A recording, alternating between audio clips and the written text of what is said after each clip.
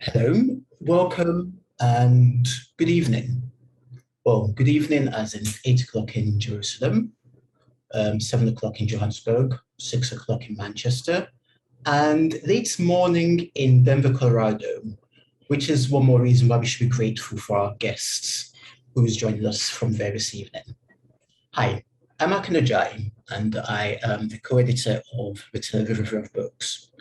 And it's been my great pleasure to have hosted this series of conversations over the last 5 weeks with some of Israel's leading translators, part of the series The Art of Translation, which has been a collaboration between the National Library of Israel and the Tel Aviv Review of Books.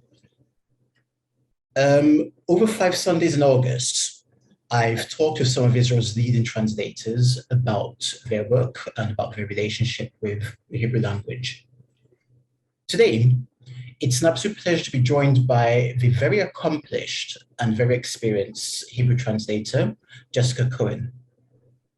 In a career that stretches back over 2 decades, Jessica has translated a veritable who's who of Israeli fiction, from Edgar Keret to Ruta Modan, from, excuse me, good God, I've dried up for a second, from Tom Segev to Nir Baram and David Grossman, to name just a few of her extensive backlists. Jessica's translation of David Grossman's A Horse Walks into a Bar was awarded the 2017 Man Booker International Prize, the premier award for fiction writing and translation, and uniquely one that recognizes the contribution of both the author and the translator. In an essay for the Jewish Book Council, Jessica once observed that when I translate a book, my job is to find a way to convey the author's style and voice. Given the diverse range of the authors whom she's worked with over the years, I have to say that sometimes the work seems more like alchemy than a job itself. Anyway, I'm absolutely delighted to have the opportunity to talk with Jessica about her work today. Jessica, welcome. Hi, Akin, thank you. Thanks to everyone who's here from all over the world, including some names I'm seeing of old friends who I haven't seen for many, many years. So it's nice to see your names. And I have to also say that I'm very much enjoying your juxtaposition of David Bowie and Paddington behind you. Thank you very much. 2 cultural heroes of mine, too. Oh, lovely. Oh, that's nice. Thank you very much. A little bit of housekeeping. Jessica and I will be chatting for about 40 to 45 minutes. And then after that, there'll be an opportunity for questions. So if anyone would like to ask Jessica a question about her work, or about her career in general, or about the world of Hebrew translation, please feel free to drop in the comment or question in the chat facility. And I'll do my absolute best to get to read as many of them as possible before the end of our allotted time. Now, over the last 4 weeks, I've chatted in a more general sense with our guests about their work and their relationship with the Hebrew language. Tonight, Jessica has very, very generously agreed to my suggestion to do something slightly different, which is to talk more specifically about a particular book that she's worked on. What I'm hoping to do over the course of the evening is to tease out something of a sense of the process of translation, from the commission of a book to the publication of a translation in English. And we're going to be discussing this book. I'm not sure if it comes up clearly. Yes. It's called Patach Gadol Melamata by Esther Pelled. Published in 2017, it was winner of a Sapir Prize for Fiction that year. The Sapir Prize is Israel's leading prize for fiction. And I think that's a very useful place for us to start off our conversation this evening, Jessica. How did this commission come about? Yeah, so I happened to meet the publisher of this book, Sharon Rothbard, who is one of the co-owners of the publishing house, Babel Books. And I met him in Israel when I was there one summer. Long story of how that happened. And he gave me a couple of his books, and I took them home and put them on the shelf and forgot about them. And then Estelle, this book won the Sapir Prize, and I said, that book rings a bell, because it hadn't actually been all that popular at the time. I think a lot of people were very surprised when it won, including me. It seemed to come out of nowhere. But then I remembered that I had the book, and I immediately sat down and read it and was just incredibly taken by it, and could definitely see why it had won. Although I think it's not a book for everyone. But it was definitely a book for me. I really connected with it. I loved the voice. I loved how intelligent and acerbic she is, and just it's a pretty unusual book in its format and content, I would say. So the Sapir Prize, in addition to the money that the author wins, it comes with funding for a translation into Arabic and a translation into another language of the author's choosing, which tends to be English. And so I forget the whole sort of logistics of how it came about, but you know, because I already had contact with the publisher, I got in touch with Esther, and we agreed that I would do the translation that would be funded by the award. And I should say that this all happened, I think I started the translation about 3 years ago. So it was a long process, and she and I worked on it quite a bit together. But I've probably translated at least half a dozen books since then. So you'll forgive me if all the details are not fresh in my mind, but I have tried to go over it. It's interesting, because I didn't quite expect you to work on more than one book at a time. Well, I mean, this book, the translation was done probably over 2 years ago. So in the interim, I've had other projects that I've done. Unfortunately, it isn't out in English yet. And one of the reasons I do keep revisiting it is that I'm trying to find a publisher for it. I think a lot of people aren't quite aware of how publishing works in the States or in English-speaking countries. It's very, very difficult to get books published. Literary fiction in general, literary fiction in translation more specifically, and even more specifically from Israel. For various reasons, it's become increasingly difficult. And so it does happen that when I translate a book that doesn't have a publisher yet, I end up sort of functioning as an agent, although it's not something I've been trained to do. But in this case, if the author doesn't have the connections in publishing, I will try to help get it published. So we're still working on that. That's a quite interesting insight into the work of a translator, come agent, come cheerleader for a book. Now, as you've mentioned, it's not even published in English. And to give the audience a bit of a sense about the book before we actually talk about some of the techniques you actually use in addressing it, ostensibly it's a series of vignettes detailing the life and the interior world of its narrator, who's a middle-aged woman. But the vignettes sort of knit themselves into a very, very vivid and very, very powerful consideration of independence and vulnerability, I think. And certainly reading it, it struck me as quite a very, very powerful statement about life today, contemporary life for Israeli women, indeed. When it won the Sapir Prize, the judging panel observed in its citation that it is an extraordinary combination of humor, courage, and wisdom. And with that, Pella challenges the narrative of the initiation processes of young women. And something that struck me when I was reading about it is that it certainly fits outside the mold of what one might call classic Israeli fiction. Now, you've translated a lot of books from Israel over the course of 20-odd years. How do you see any particular patterns or any particular sort of trends in terms of not necessarily what is written in Israel, what actually transposes itself in translation to the wider world? Yeah, I mean, it's a difficult question to answer because the factors that go into the decisions of what gets published and what doesn't, I personally find very difficult to pin down. It's never entirely clear to me what, which books will do well and which won't, which will even get published and which won't. I've frequently had the experience of, championing a book that I think is obviously going to do well and should be published in English, and I can't get it published, and vice versa. Some things that come out I have not found to be particularly interesting or unusual, but they do really well.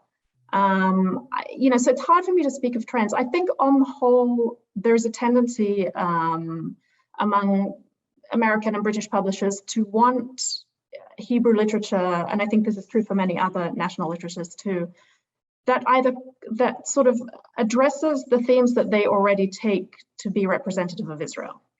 Right. Whether it's confirming or denying their assumptions about these themes. So, you know, the usual suspects, Holocaust, the Israeli-Palestinian conflict, to the point where I've read reviews of books. I'll just give you an example. I translate Dror Mishani, who writes detective thrillers. Yes. And he does, on occasion, particularly in the last book, have some political undertones, but they're thrillers. It's genre fiction, but it's literary. And a review of his last thriller was very unhappy because there was no political, the Palestinians were not in there, the occupation was not in there, and this reviewer thought that was unacceptable. And so it's sort of, you can't win really, because when you have a book that does address these themes, well, there's always going to be people who don't agree with the author's perspective or the narrator's perspective. And when you don't address them at all, people say, well, how can you write a book from Israel that doesn't have that? Yes. So it's a tricky undertaking, I think, to find, what's going to speak to publishers and to readers and what isn't. And I don't think that the books that have been translated into English, which is what I know, necessarily reflect what's going on in Israel. I think there's more of a plurality of voices in Israeli literature certainly in the last decade or two, that are not necessarily reaching outside of Israel. For example, many more Mizrahi writers. There are more and more women writers being published, but probably not quite enough to be representative. It's still, the dominant voices that we get in English tend to be kind of the older generation of male writers. I see. That's interesting. In a moment, we're going to talk about the book itself, and we're going to look at some passages from the book and how you addressed it. I'm interested in the actual process of addressing the book. How do you have a text in front of you in Hebrew? What did you do? Well, I mean, firstly, I read a book before I even agree to translate it. Some translators do not, and I think many of them in this series have talked about whether they do or don't. For me, it's unimaginable to take on a translation of a book I haven't read. I need to know what I'm getting into. So that's my first reading, and then I do just jump in and start. I don't do many readings before I start working, because the translation is the reading for me. It's through translation that I get to know a text, and I sort of pull it apart, really, to put it back together again in English. So I generally do a very rough first draft where I'm kind of working through it pretty quickly, leaving a lot of question marks and brackets of things that I know I'm going to have to come back to. I try not to get bogged down in anything too tricky in the first draft. Okay. And then I put the original aside, and I don't look at it for quite some time. And my second and third drafts usually are where I do the bulk of the work to then address all the things that I left as question marks, make it sound as though it were written in English. And that's also when I'll mark things that I need to ask the author about, whether it's something I don't understand or a term that might have sort of several layers of meaning that I know I'm not going to be able to get across in English, and we might need to discuss what is more important to the author. And so then I'll usually have a correspondence with the author, or if we happen to be in the same country, we'll do it in person, but that's rare. And then I'll ideally do another couple of drafts where I'm really polishing it. And my very last pass through is reading it out loud. This was a tip that I received from David Grossman many years ago, and I do it with all my translations now, which is, this idea that the way a text sounds is not the way it looks on the page. And for many writers, I think most of the good writers, there is a musicality to the language that can be as important as the content. And you're just reading it, you don't necessarily get that. And so I think it's important for me to hear how the text sounds in English. And I do catch things that I change in that reading. Do you read it to yourself, or do you have an audience? I read to myself. Yeah, I just embarrassingly just stand somewhere and read it out loud. Yeah. Now, you said that you have to read a book before you decide whether to translate it. Does it have to resonate with you? Does it actually have to have some sort of sense that you can engage with it? Or are you slightly less discerning in terms of determining whether or not you're going to work with a book? Perhaps you see it as an intellectual challenge rather than something that actually speaks to you. I mean, I suppose it could be either one of those things. If a book is, an interesting challenge and something different from what I've done, that might attract me. But on the whole, yeah, I need to, I certainly don't need to love every book I translate, but I do need to feel some connection to either the story or a character or the ideas behind it or the language. Something has to resonate. And I'm, fortunate enough that I can be pretty picky about what I take on. And I do get offered many, many books that I turn down, some because I just don't have time, some because although I recognize that they're good books, they don't speak to me and I don't feel like I am going to be able to get across a voice in English. And that's also part of it. And that when I read in Hebrew, certainly when I'm reading a book that I'm considering translation, but really I do this whatever I'm reading in Hebrew, it's just become, a compulsion. I try to hear it in English as I'm reading. And sometimes I can't. There have been books that I love, but I just can't see how they're going to live in English, which is not to say they can't, but that means I'm not the right translator for that particular book. It's important that you feel that you're the right translator, irrespective of the literary or the qualities of the book. Yeah, definitely. And at this point, I do have quite a number of writers who I've worked with more than once, sometimes 2, 3, half a dozen times. And so in those cases, it's very unlikely that I would turn down one of their books because I do like to sort of have these long-term relationships with writers. And I feel that it helps me translate them better when I really am very familiar with their work. But if it's a brand new writer I haven't worked with who approaches me, then I definitely need to feel some connection with something in the book, some hook that will keep me in it. If I'm correct, I think your very first translation was not actually commissioned and actually was, if you like, an act of love, Edgar Kerrick's short stories. Is that correct? Well, sort of. That's not something I ever published. It was what I started translating. I had been doing commercial translation for a while, translating business and all kinds of stuff like that. And I started translating literature really just for the fun of it. And Edgar was not well known outside of Israel at the time. And I had read his first collection in Hebrew and loved it and just sort of thought, this is amazing. I don't think there's anything like this in English. It should be in English. So I just started kind of experimenting, playing around with it. But at the time, since I was, I had no track record whatsoever. Yes. I wasn't able to get the rights to translate it. And, 20 years later, I do now work with him quite a lot, but at the time, it just wasn't meant to be. Right. Just a bit of background context for members of your audience who aren't aware of Jessica's career. Jessica was born in England in 1973, moved to Israel in 1980. Her father was an academic, and she grew up in Jerusalem. In the mid-1990s, I believe, she moved to the United States and has bounced around a bit. She's been in Long Island, I think, and in New York, and currently lives in Denver, Colorado. And you studied Hebrew literature at the Hebrew University in Jerusalem. Did you think of yourself in terms of, at some point, becoming a translator? Or was it more something that you sort of stumbled along the way?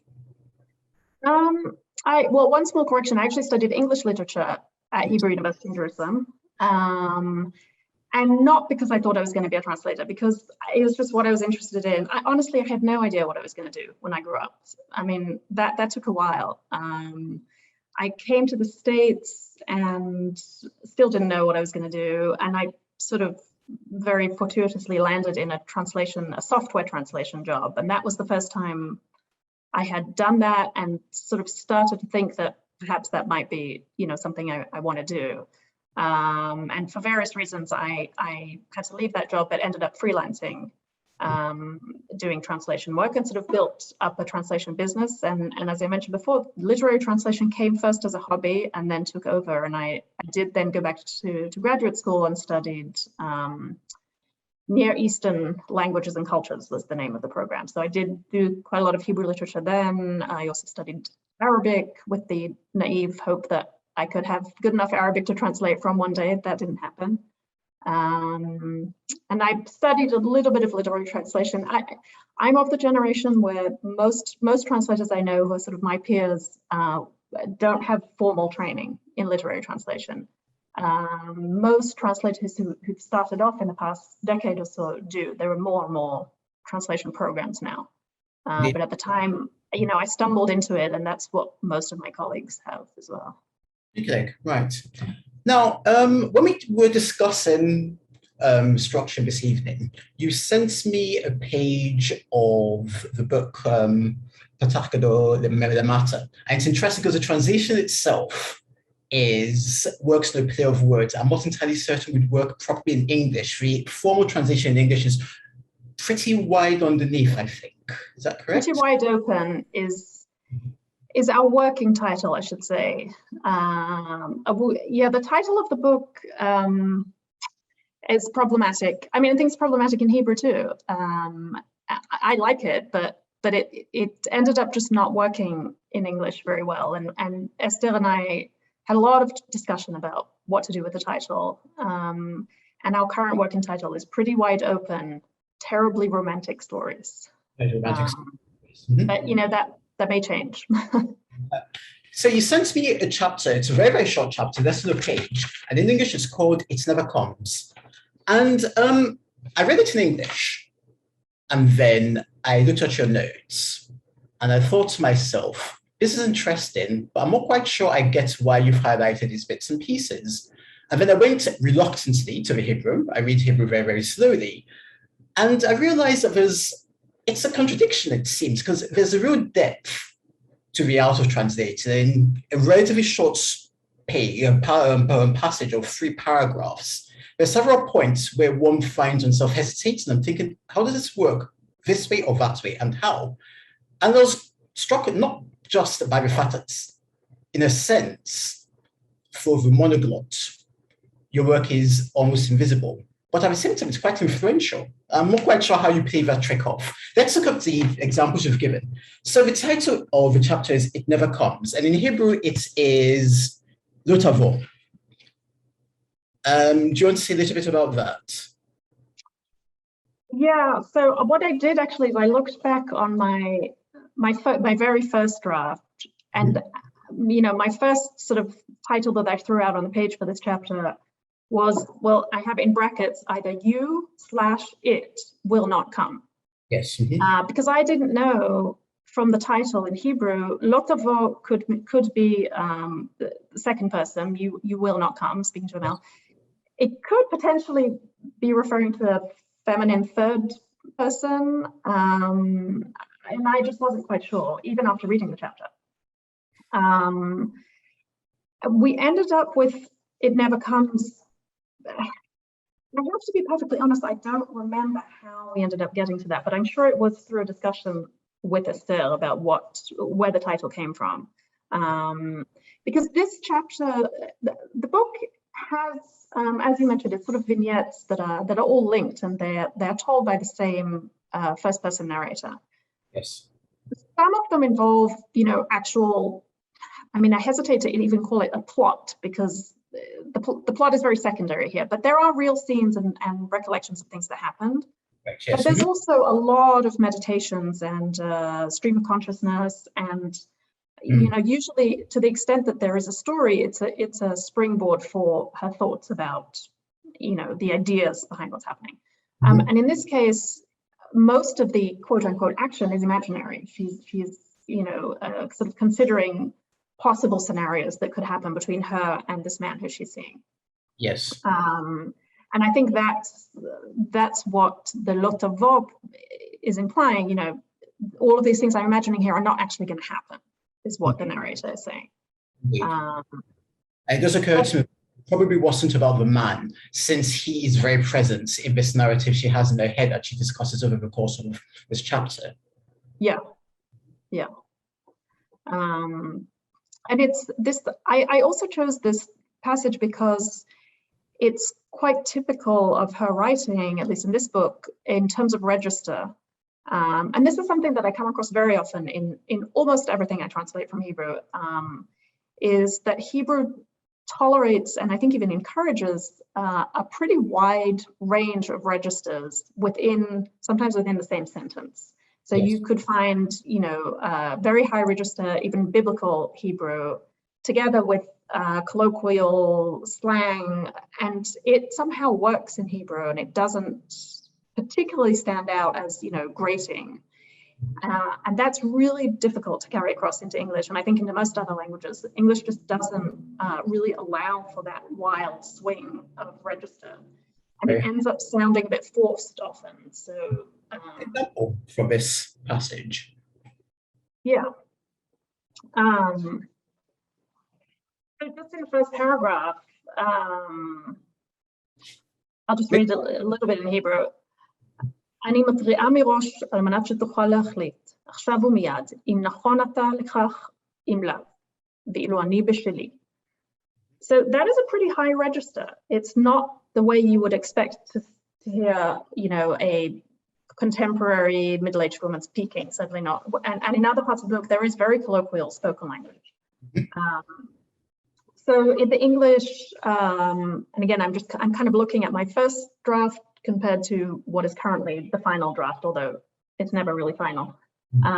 So one thing I wasn't even sure about, this word nachon, im nachon ata, it sort of could have two meanings. It could mean she's asking whether you are willing to do something or prepared in a sort of technical way. So that was something, that I actually marked to ask the author about. Right. And so in the final English version, we do have, if you are willing or not. And then the last phrase in that paragraph, which I currently have as, while I stand my ground, yes. It's not a translation I'm all that thrilled with, but it was the best I could come up with. Ani b'shili, it's just a really lovely phrase that doesn't, a literal translation is sort of meaningless. I'm in my own, but what it means is I'm doing my thing, basically. And if this were a more colloquial passage, that's probably what I would have said. I'm doing my thing. But I wanted to try and preserve the register. It presents very difficult choices because on the one hand, and I think about it as a reader, how can one gauge the quality of a translation? Because for a reader who's not familiar with Hebrew, it might be difficult to actually engage with the notion of register changing within the course of a passage or a paragraph or a chapter. And it might be very easy to think, oh, this translation is a bit off. On the other hand, it's quite clear that a lot of work, a lot of thought has gone into this. How does one, for one who doesn't read another language, is it possible to actually appreciate the nuance that goes into translation? It's really difficult. It's a very fine line to walk, and people often talk about what translators are faithful to, whether it's the author or the original text or the translation, and that ties into the question you're asking, I think, because I think writers often like to say that they don't think about the reader when they're writing, and for many of them, I believe that's true. They are writing what they want to write and hoping that when they put it out, their readers will respond.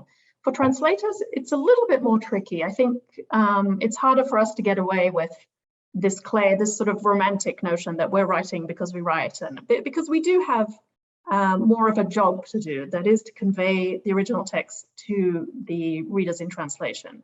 And so I can't, just sit here and say, well, I don't care what the readers make of it, because that would be ridiculous. On the other hand, I do think that if there is ambiguity or even vagueness and certainly complexity in the original text, it needs to be in the translation too. And that may mean that some readers, and annoyingly some reviewers, assume that the translator has introduced an ambiguity that wasn't in the original. And all I can say is, well, if I'm confident that I've conveyed the tone and the register and the complexities of the original, then I sort of have to trust that readers are going to accept that. And if, in particular, because the author tends to, I work quite collaboratively with most of the authors. And so, you know, I know that they've seen what I've done and that they're okay with it. But yeah, it can be difficult. And I will say that, you know, I looked back on some of my correspondence with Estelle, the author here of this book, and she told me very explicitly before I even started working that what's really important to her is the tone, the register, the sound of the book. So I guess, you know, form over content.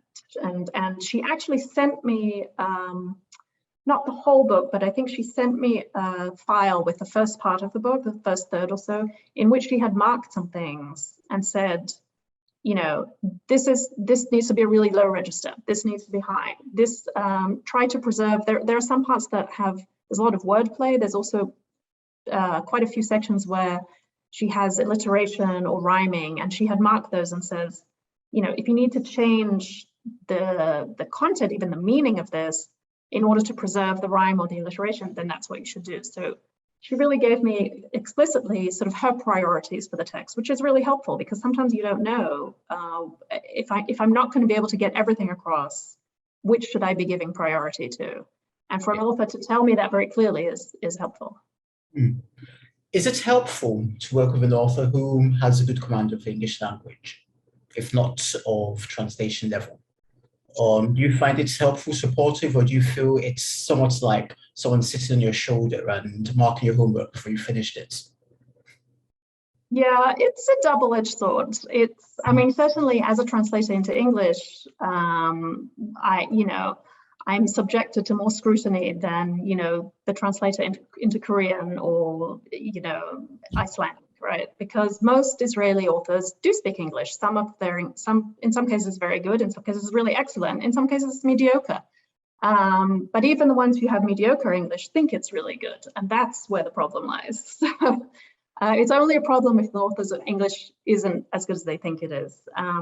On the whole, I haven't had very bad experiences, and I do find it helpful when an author is able to read. And for the most part, the authors I work with are respectful of my work and of my judgment.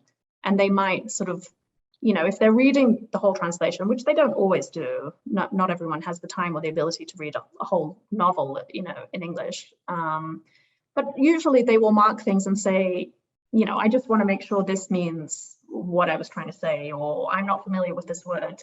Can you tell me why you chose it? And that's fine. I have no problem with that. So on the whole, I think it does help to have someone who speaks English. Right.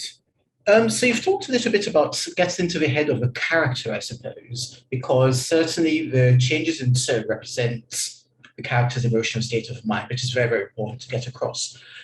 I think it's also interesting to think about how you negotiate our sensibilities, such as cultural presumptions, which readers in the original language would pick up without a second thought, or might be a little bit more confusing to the non-Hebrew speaker. So this passage here, in this chapter, it never comes, they sent to me, there are a couple of points where this crops up. So it says, for example, every day of the week, I am an ordinary person, but on Fridays, I retreat into my house.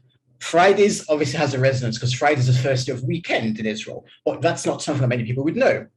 Then later on, the book talks about reading, I told you, Yom Shishim, I always get the numbers mixed up, which you've put as weekend papers. And again, weekend papers, it's also like a notion, but doesn't quite exist in exactly the same way.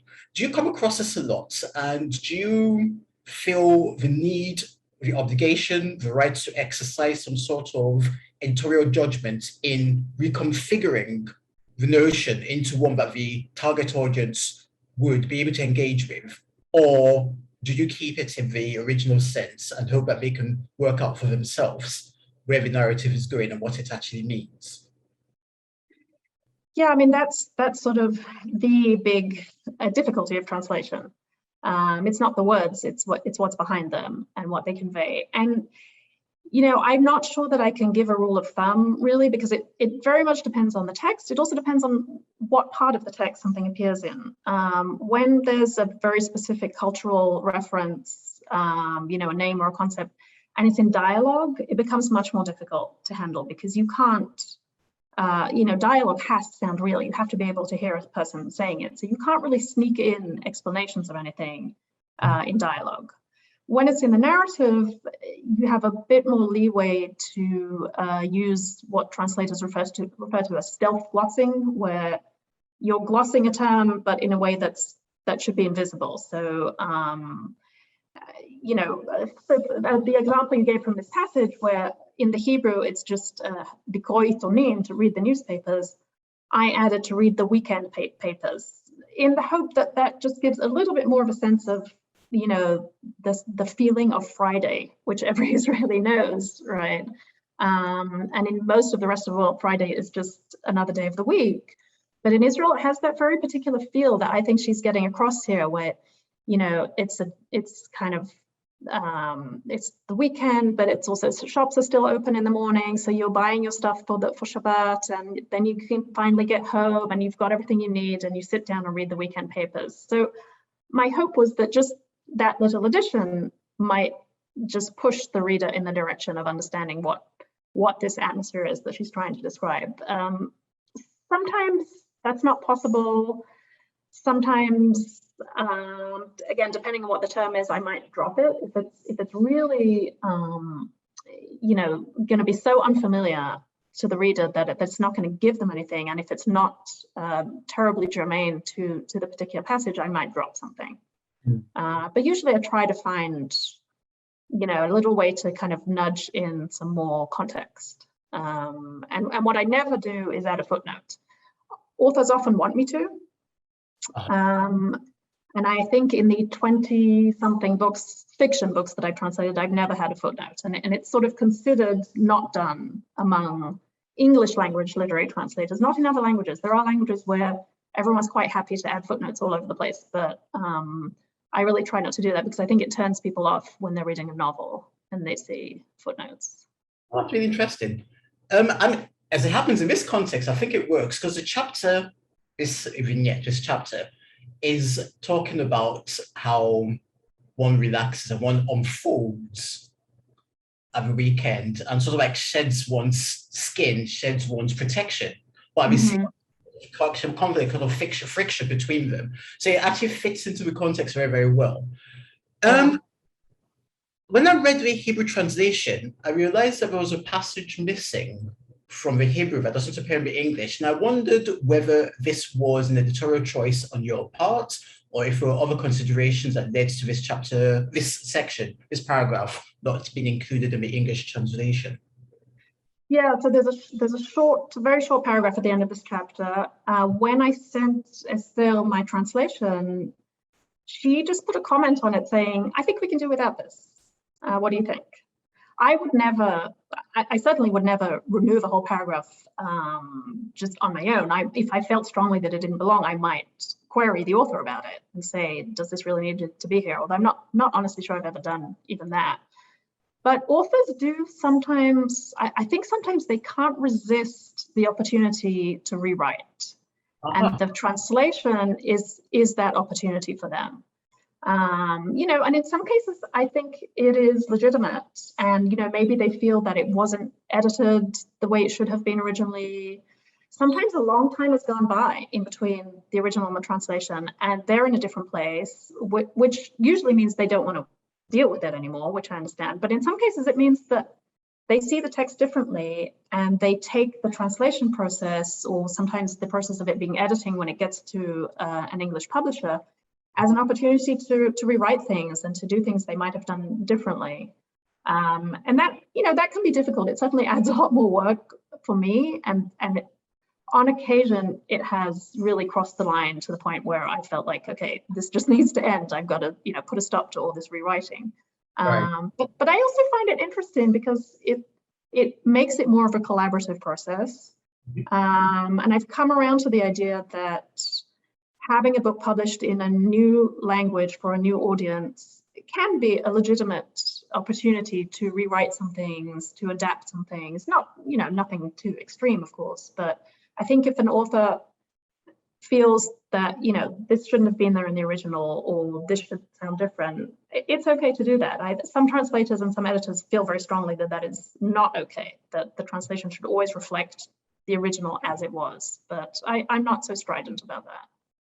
Do you see yourself in the role of a supplementary or secondary editor, or possibly even as a consultant, sort of guiding your clients into the intricacies of a new language, whereby they have to trust your judgment of what should or what shouldn't work? Yeah, I don't sort of expressly, present myself as an editor, although translation is always a form of editing, because by definition, it's not the same book. It's going to be something different. And to claim otherwise is just, I think, quite naive, because things do sound differently and convey something different in a different language. There's theories about even just on the level of human behavior. Are we different when we speak different languages? People who are bilingual or trilingual have often talked about how they feel different when they're speaking different languages. And I think that's true for a book. A book is a different entity, a different being when it lives in a different language. So, on the whole, yeah, I do explain to an author if it comes up that they're going to have to trust my judgment, but I also want it to be collaborative, and I want them to feel that this is still their book, even though it exists in this different dimension of another language. So, chapter titles are actually really quite interesting, because some of them you have been reworked, and in one or two cases have actually been changed altogether. Now, let's talk about a couple of them. So there's one that is Havrati Hayekit merits, which is if I translate it into English literally, it would be my Yeke friend says. But the word Yeke is almost by definition untranslatable.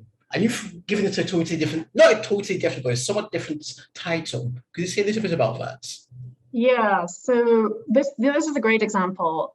So that the chapter title is Havrati Hayekit omeret. Now, Yekit, as I think many people here are sort of Israeli or semi-Israelis, so it's the Hebrew word, or I guess Yiddish, for a Jew of German origin. But what it implies is someone who is, pedantic,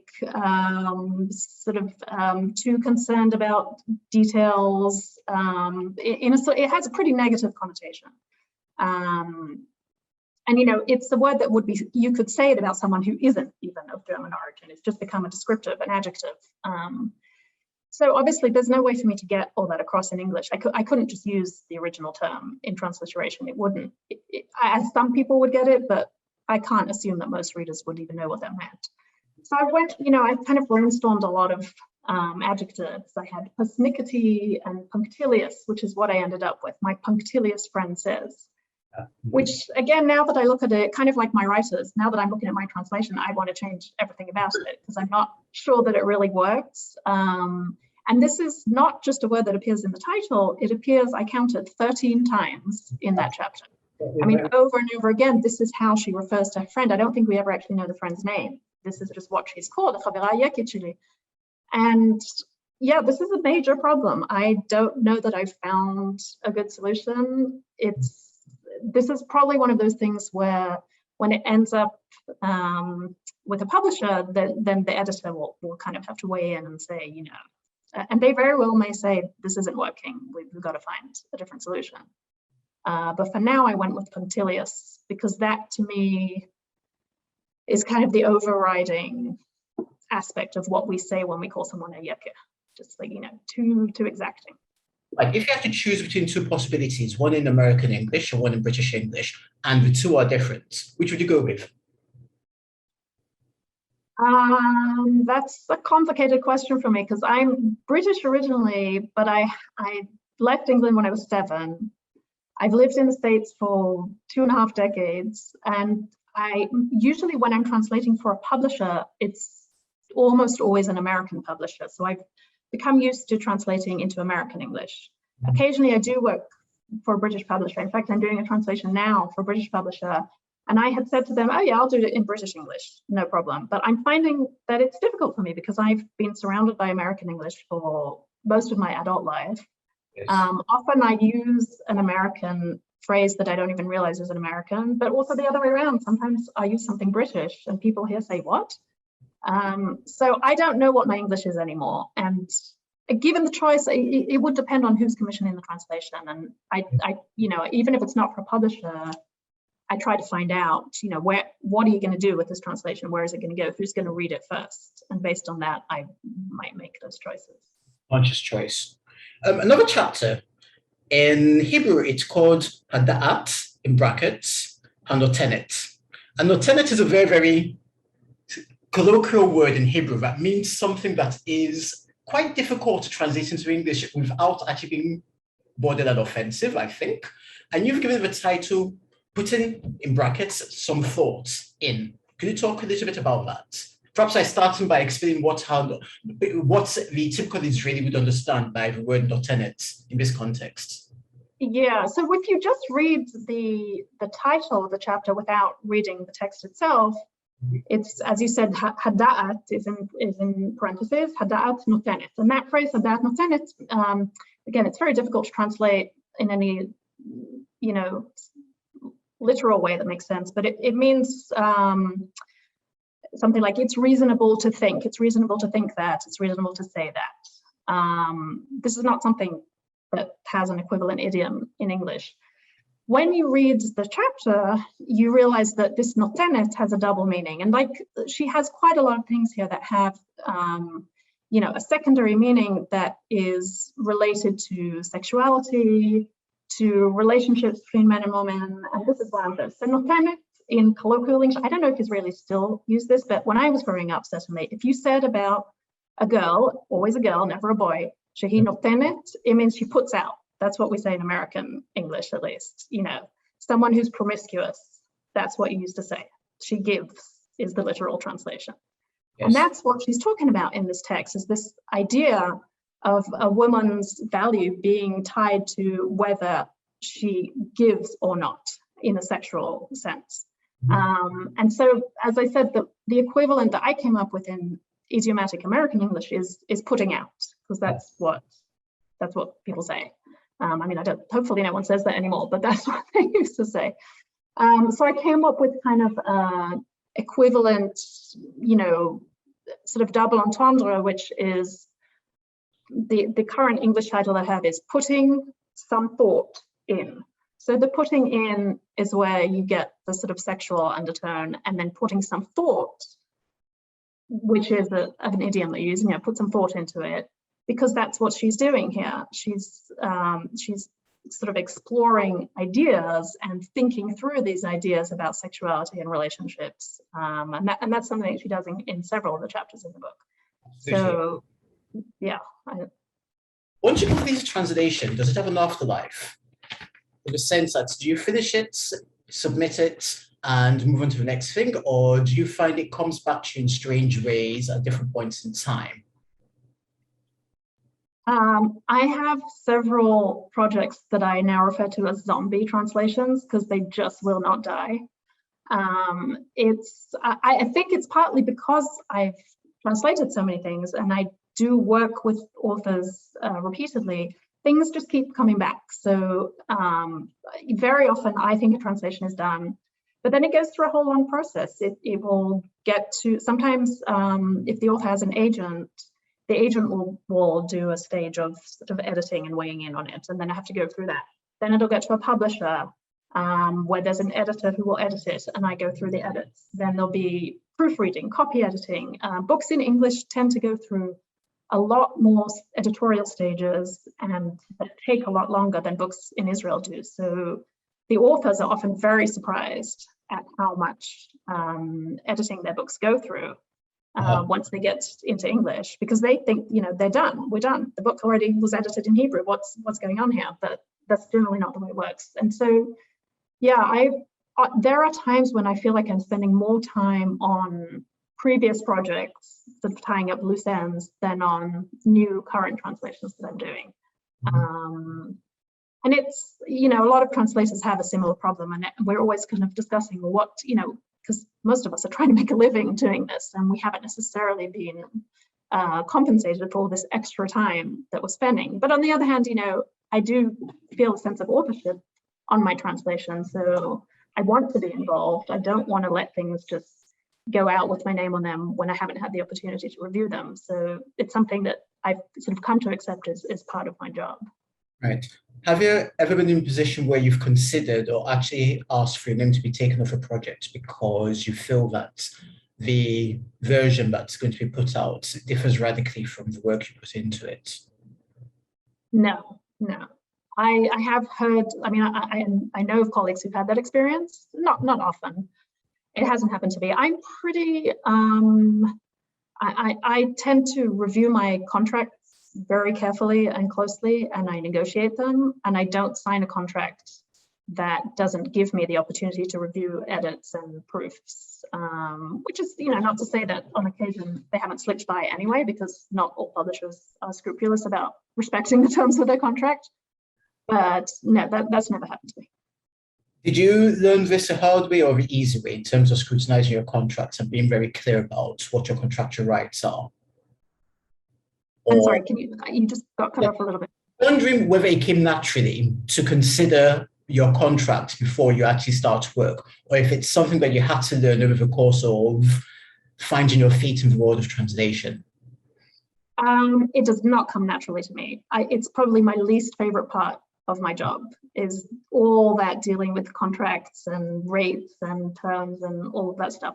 I don't like doing it, but I think it's really important to do. And I've actually been very active over the last few years in the translation community in the States in particular, in advocating for translators' rights and for publishers to respect translators' rights and remunerate them properly and pay royalties and give proper contracts, because a lot of translators really are not aware of their rights and assume that, you know, in many cases they're just so thrilled to get anyone publishing a translation that they'll just sign whatever contract they're sent without even reading it.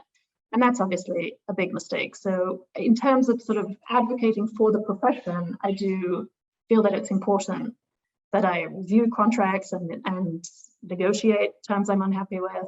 So it's something I do. I don't enjoy it, but I think it's really important to do. Okay. Of course, you have a certain degree of leverage, having been in profession for quite a long time and having received some of the leading awards for translators.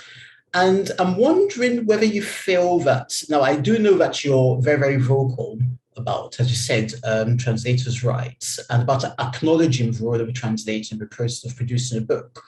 And you also champion books that may actually not necessarily find an audience if they're not put under the nose of publishers.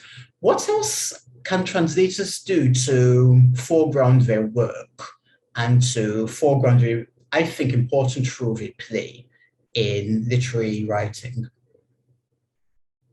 I think that what an individual translator can do, other than what I was just saying about, you know, negotiating contracts and explaining to a publisher what our rights are, I think an individual is pretty limited in their capacity to change the sort of general culture. Okay. And that's one of the reasons I work with translators organizations, to try and advocate and just make the role of translators more prominent and more visible. You know, this idea of the invisibility of the translator, I think, has done a lot of damage to the profession, because it's a fiction. I mean, we're not invisible. We are readers who bring our interpretation into a text when we translate it, and do have our own voice, which, you know, obviously should be secondary to the author's voice, but it's not to say that a translator isn't present in some way in the text. So, you know, just concrete examples of what can be done is to comment when there's a book review of a translation that doesn't mention the translator's name anywhere. And this happens repeatedly in publications that should know better and have been told about this. So we send, you know, notice after notice after notice saying, it's great that you reviewed this book, who translated it? Please correct that. And often they do correct it, you know, especially now that everything's online, they can do that pretty easily. Right. I've worked with the Authors Guild, which is an organization in America that represents authors and journalists and now has a translator section. We've worked on a model contract for translated works, and we're trying to have that be something that we do in collaboration with publishers so that they too are aware of what translators' rights should be. So there's little things in the sort of ecosystem of translated literature that can be done, but I think an individual's ability to do that is pretty limited. Right, okay. I mean, I'm quite struck by the fact that the book we've been talking about certainly stands out, I think, to a degree in Hebrew literature, and certainly in terms of Hebrew literature in translation. And I'm wondering whether there is a role that the translator can play in cheerleading after a fashion for books that reveal something of the diversity of Israel, I suppose. Because I think in a very strange way, this book is representative of a part of Israel that people do not necessarily engage with. Do you think that translators should, could, ought to do this? In terms of, I don't want to say flying the flag for the country or for Hebrew literature per se, or flying the flag for Hebrew literature, which is slightly different and I think equally important. I'm a little conflicted about how to answer that, because I don't, in the same ways, I don't think that many writers of any language would claim to represent something broader than themselves. I don't either. I mean, obviously I am in some ways, you know, an ambassador of sorts, for lack of a better term, because you know, I don't think I'm quite a gatekeeper, but I have a little bit of that function because I do have the privilege of turning down or accepting work. So in some small way, you know, I make a contribution to the decision of what gets translated and what doesn't. Although, as I've mentioned, that doesn't necessarily guarantee publication. So I do think of that, and I do think of what the sort of body of work that I'm translating says about Israel.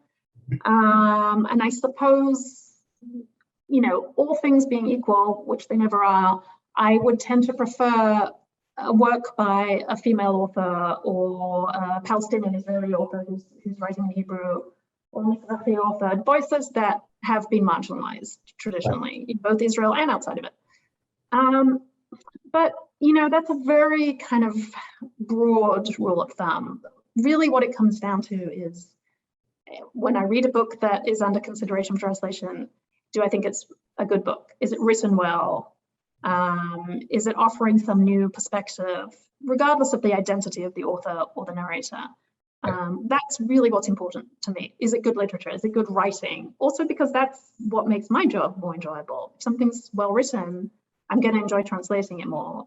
Even if it's very difficult and challenging, those are the projects that I want to take on. And I don't find that I can really spend a lot of time thinking about, what does this represent? What does this say about Israel? What is this contributing to the sort of larger stage of what gets translated? Absolutely. Thank you very much. I've actually run quite significantly over the intent of our conversation. Let's try and take a few questions. Michal from Cohen asks, and we've touched on this already, but maybe you could expand a little bit further.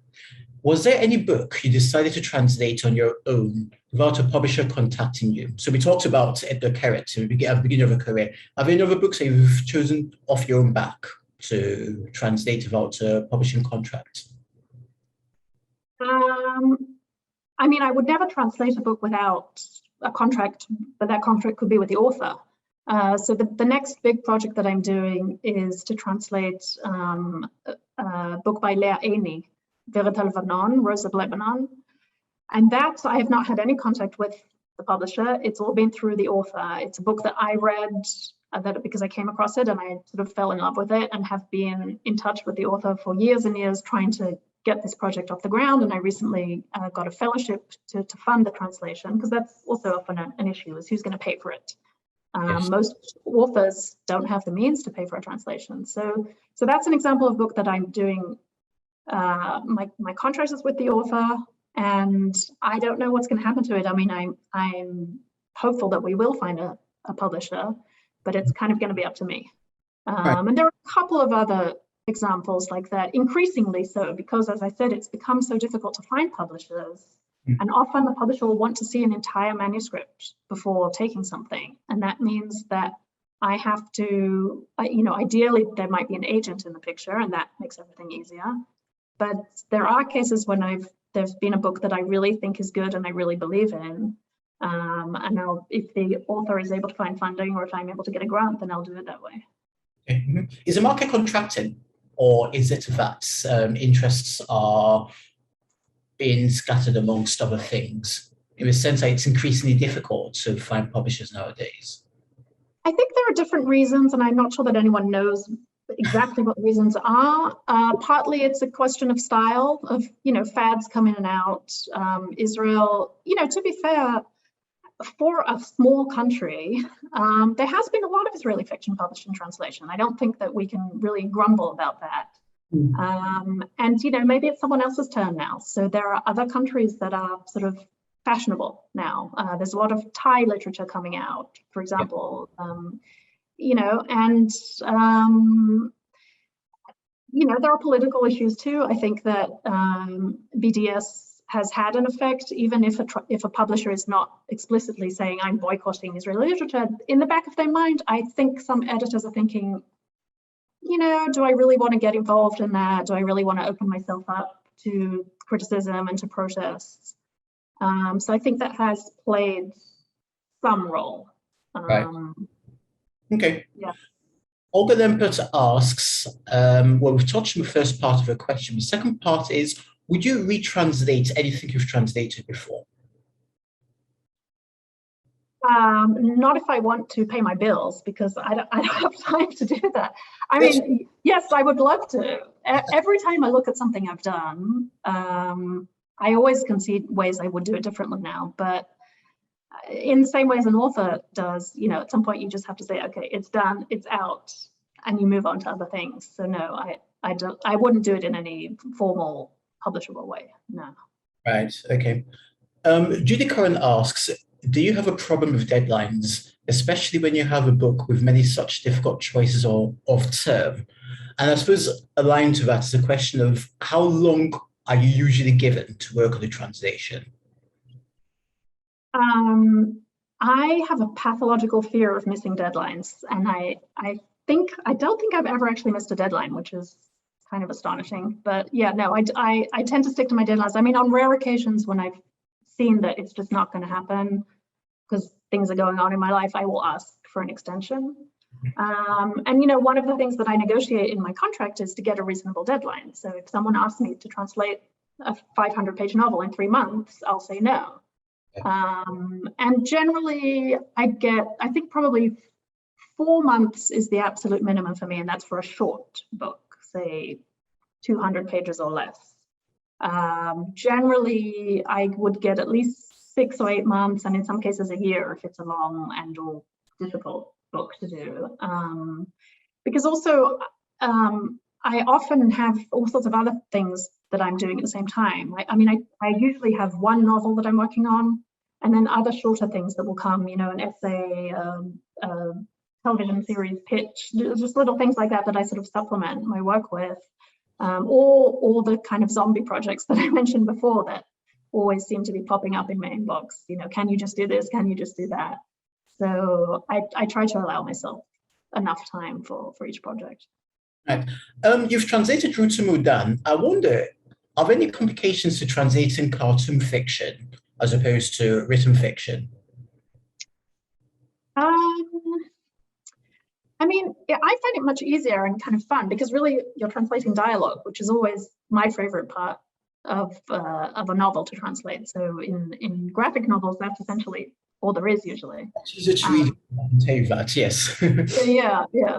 But no, other than that, it's not really different, except that you have a space constraint that you have to take into account. So just graphically, you've got to make sure your words fit in. And when you go from Hebrew to English, there is an expansion rate. It can be quite significant, sometimes 30 or 35%.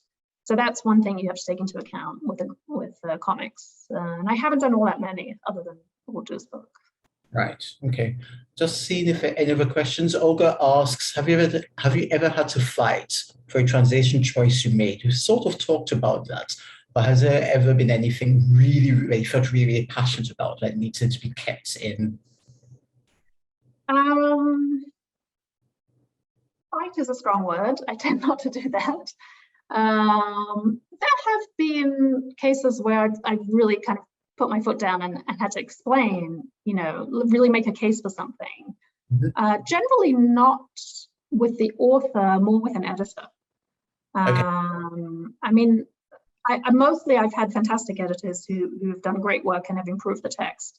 Once in a while, I feel that an editor tries too much to smooth things out, which is a term I do not like, because I think it's sort of insulting towards the readers, this idea that things need to be somehow smoothed out in order to be intelligible. So that's usually the type of thing I might argue about, is insisting that, this is ambiguous, and here's why, and here's what the author is trying to say, and this needs to be retained in English, and we're not going to smooth it out or dumb it down or get rid of it just because it's complicated. But it hasn't happened all that much. I can't say that I've ever had any conflict with an author or an editor about translation choices. Okay. Final question, not so much a question, or it is a question after a fashion, I suppose. What advice would you give to a translator entering the field of Hebrew translation today? What should they know? What shouldn't they do? How should they go about the work? What should they keep in mind? Read a lot in English, because translators are writers. We're writing in English, and I think everyone knows that the way to improve your writing is to read. Try to choose texts that, as I was saying before, that you have some rapport with, that you feel connected to, that you can hear in English, or in whatever language you're translating into. I shouldn't say just English. That's important. And not every translator is right for every text, so it's got to be something that you feel a connection with. Don't translate without getting the right to translate. That's just it's a technicality, but it's an important one. And I think translate.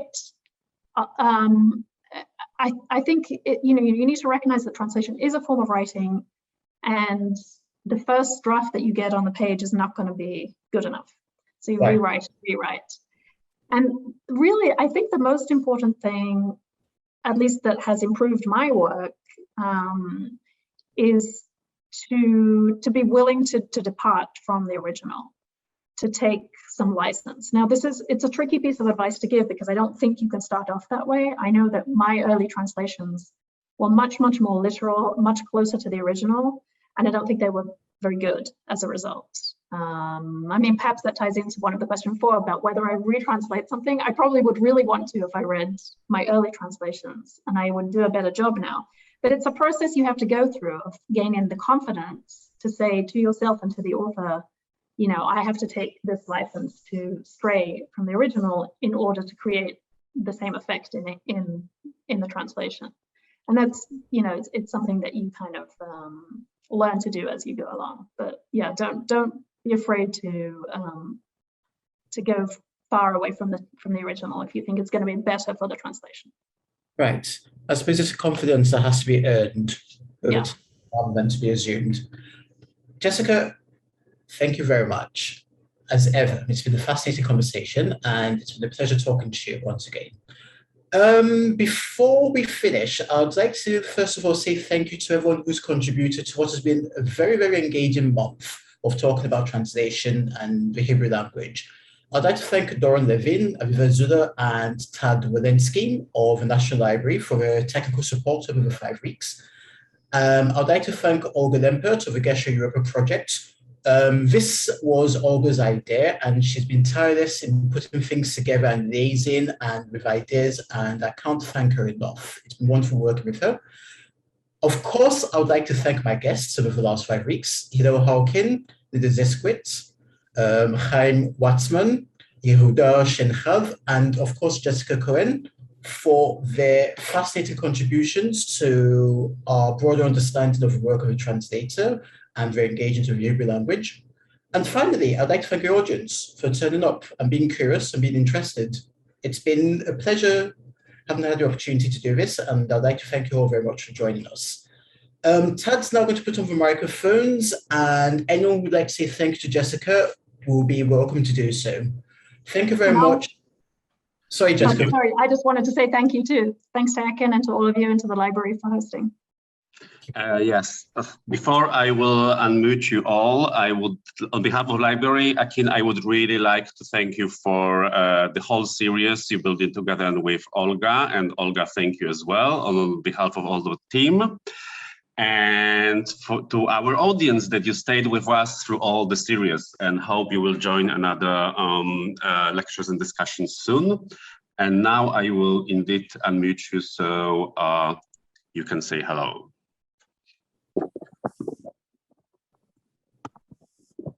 Thank you, Jessica. That was great. That was really interesting, and I